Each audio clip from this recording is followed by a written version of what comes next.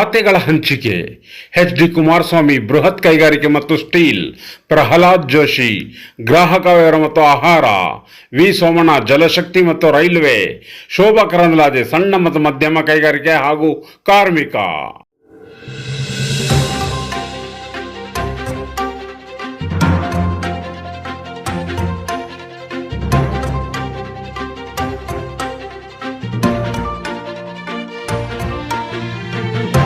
ಗಮನಿಸಿ ನನಗೆ ಒಂದು ಅವಕಾಶವನ್ನು ಗೌರವಾನ್ವಿತ ಪ್ರಧಾನಮಂತ್ರಿಗಳೇನು ಕೊಟ್ಟಿದ್ದಾರೆ. ಇವತ್ತು ಈ ಇಲಾಖೆಯ ಒಂದು ಸಮರ್ಥವಾಗಿ ದೇಶದ ಅಭಿವೃದ್ಧಿಯನ್ನು ಇವತ್ತು ಮೇಲೆ ಬರ್ತಕ್ಕಂಥ ನಿಟ್ಟಿನಲ್ಲಿ ಪ್ರಾಮಾಣಿಕವಾಗಿ ಪ್ರಯತ್ನವನ್ನು ಪಡ್ತೇನೆ. ಕ್ಷಣವನ್ನು ವ್ಯರ್ಥ ಮಾಡಿದೆ.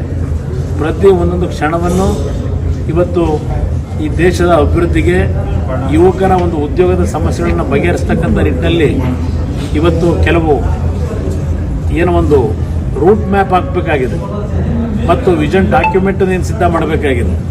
ಮುಂದಿನ 15-20 ದಿವಸಗಳಲ್ಲಿ ಇದರ ಬಗ್ಗೆ ನನ್ನದೇ ಆದಂಥ ಒಂದು ಕಲ್ಪನೆಯನ್ನು ಇಟ್ಕೊಂಡಿದ್ದೇನೆ. ಜಾರಿಗೆ ತರಲಿಕ್ಕೆ ಪ್ರಾಮಾಣಿಕವಾದ ಪ್ರಯತ್ನ ಪಡಲಿಕ್ಕೆ ಈಗಾಗಲೇ ಸಂಕಲ್ಪ ತೊಟ್ಟಿದ್ದೇನೆ. ಅದಷ್ಟೇ ಅಲ್ಲ, ನಮ್ಮ ಸಹೋದರಿ ಶೋಭಾ ಕರಂದ್ಲಾಜೆ ಅವರಿಗೆ ಇವತ್ತು MSME ಇಲಾಖೆಯನ್ನು ಇವತ್ತು ಅವರು ರಾಜ್ಯ ಸಚಿವರಾದರು. ಅದು ಒಂದು ಪ್ರಮುಖವಾದಂಥ ಇವತ್ತು ಏನು ಸಣ್ಣ ಕೈಗಾರಿಕೆಗಳಿದೆ, ಅದು ಒಂದು ಪ್ರಮುಖವಾದಂಥ ಇಲಾಖೆನೇ. ಅವರು ರಾಜ್ಯ ಸಚಿವರಿದ್ದಾರೆ. ಇವತ್ತು ಅವರಿಂದಲೂ ಇವತ್ತು ನಾವೆಲ್ಲ ಕೂತು ಏನೋ ಒಂದು ರಾಜ್ಯದಷ್ಟೇ ಅಲ್ಲ, ದೇಶದ ಒಂದು ಪ್ರಗತಿಗೆ ಒಳ್ಳೆಯ ಕೆಲಸವನ್ನು ಒಟ್ಟಾಗಿ ಜೊತೆಗೂಡಿ ಕೆಲಸ ಮಾಡ್ತಕ್ಕಂಥದ್ದು.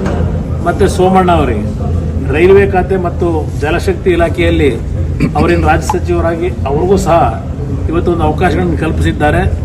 ಬಹುಶಃ ಒಂದು ಹೊಸ ಇತಿಹಾಸವನ್ನು ಕರ್ನಾಟಕ ರಾಜ್ಯದಲ್ಲಿ ತರತಕ್ಕಂಥದ್ದಷ್ಟೇ ಅಲ್ಲ, ದೇಶದಲ್ಲೂ ನಮ್ಮಗಳ ಮೇಲೆ ಪ್ರಧಾನಮಂತ್ರಿಗಳೇನು ಗೌರವ ಕೊಟ್ಟು ಇವತ್ತು ನಮಗೆ ಇಂಥ ಒಂದು ಜವಾಬ್ದಾರಿಗಳನ್ನು ಏನು ಕೊಟ್ಟಿದ್ದಾರೆ.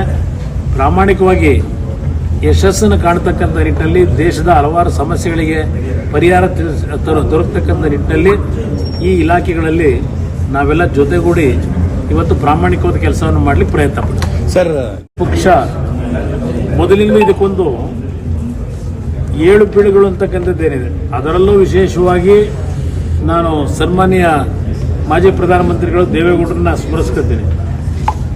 ದೇವೇಗೌಡರ ರಾಜಕೀಯ ಮುಗಿದೇ ಹೋಯ್ತು ಅಂತಕ್ಕಂಥ ಒಂದು ಅಂತಿಮವಾದಂಥ ಒಂದು ವಾತಾವರಣ ನಿರ್ಮಾಣ ಆದಾಗ ಮತ್ತೆ ಪುನಃ ಕೆಲವೇ ತಿಂಗಳುಗಳಲ್ಲಿ ಅವರು ಮತ್ತೆ ಪುಟದೆದ್ದು ಬಂದಂಥ ಹಲವಾರು ನಿದರ್ಶನಗಳಿದ್ದಾವೆ. 1976-77ರಿಂದ ನೀವು ಗಮನಿಸೋದಾಗುತ್ತೆ.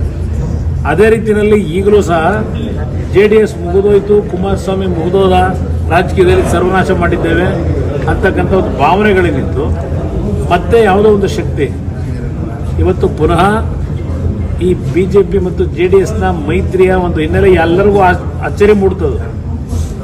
ಬಹಳ ಜನ ಅದರ ಬಗ್ಗೆ ಟೀಕೆನ ಮಾಡೋದು. BJP ಮತ್ತು JDSನ ಮೈತ್ರಿ ಇವತ್ತು ಪುನಃ ಮತ್ತೆ ಒಂದು ಪೊಲಿಟಿಕಲ್ ರಿವೈವ್ಮೆಂಟ್ಗೆ ಇವತ್ತೊಂದು ಅವಕಾಶಗಳು ದೊರಕಿದೆ. ಅದರಿಂದ ಈ ಪಕ್ಷಕ್ಕೆ ಮುಗಿದೇ ಹೋಯ್ತು ಅಂತಕ್ಕಂಥ ಸಂದರ್ಭಗಳು ಬಂದಾಗ ಯಾವುದೋ ಒಂದು ಶಕ್ತಿ ಈ ಪಕ್ಷವನ್ನು ಮತ್ತೆ ಮೇಲೆತ್ತಕ್ಕಂಥದ್ದು, ಈ ಪಕ್ಷದ ಕಾರ್ಯಕರ್ತರುಗಳು ಒಂದು ದೊಡ್ಡ ಶ್ರಮ ಆಗ್ತಕ್ಕಂಥ, ಒಂದು ಉತ್ಸಾಹ ತುಂಬತಕ್ಕಂಥ ಬೆಳವಣಿಗೆಗಳನ್ನು ನಾವು ಕಾಣ್ತಾ ಇದ್ದೇವೆ. ಅದೇ ರೀತಿ ಈಗ ಮತ್ತೆ ಹೊಸ ಬೆಳವಣಿಗೆ ಪ್ರಾರಂಭ ಗಳಲ್ಲೂ ಕೂಡ ಅದ ತನ್ನದೇ ಆದಂಥ ಸಮಸ್ಯೆಗಳಿದೆ. ಎಲ್ಲವನ್ನು ಕೂಡ ನಾವು ಅಧ್ಯಯನ ಮಾಡಿ ಪ್ರಾಯಶಃ ಇವಾಗ ತಾನೇ ಬಂದಿದೆ. ಯಾವುದೋ ಜನ್ಮದ ಪುಣ್ಯ, ಒಳ್ಳೆ ಕೆಲಸ ಮಾಡೋದಕ್ಕೆ ಅವಕಾಶ ಇದೆ. ಆ ಕೆಲಸ ನಾವು ಮಾಡ್ತೀವಿ.